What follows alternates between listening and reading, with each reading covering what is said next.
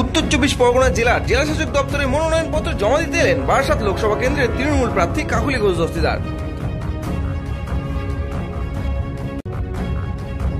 আজ উত্তর 24 পরগনা জেলার বারাসাত গভর্নমেন্ট কলেজের সংলগ্ন তৃণমূলের পার্টি অফিসের সামনে থেকে মিছিল করে জেলাশাসক দপ্তরে মনোনয়নপত্র জমা দিতে এলেন বারাসাতের তৃণমূল প্রার্থী কাকুলি ঘোষ দস্তিদার।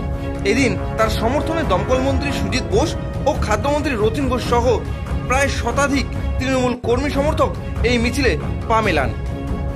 না, বিষয়টা হচ্ছে যে আমরা যারা প্রপোজার ছিলাম সেই সমস্ত বিধায়ক এবং আমি নিজে মিনিস্টার হিসেবে আমরা যেহেতু ওনার কনস্টিটিউন্সির মধ্যে পড়ি সেহেতু ওনার সাথে আমরা এসেছিলাম এবং প্রপোজার হিসেবে আমরা সই করেছি। কারণ সাংসদ আগেও ছিলেন, ভবিষ্যতেও হবেন, সেই কারণে ইতিহাসের যেমন একটা সাক্ষী থাকে না, আমরা সেই সাক্ষীটা থাকি।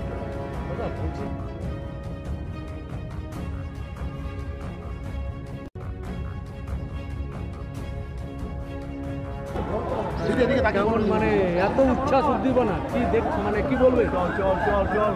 তৃণমূল কংগ্রেস এবং মমতা বন্দ্যোপাধ্যায়ের যে বিভিন্ন প্রকল্পে মানুষ সহযোগিতা পেয়েছেন তার জন্যই মানুষের এই উচ্ছ্বাস। সেই প্রকল্পগুলো রূপায়িত করার জন্য সর্বদা আমি তাদের পাশে থেকেছি, সেই জন্য তারা পুষ্পবৃষ্টি করেছে।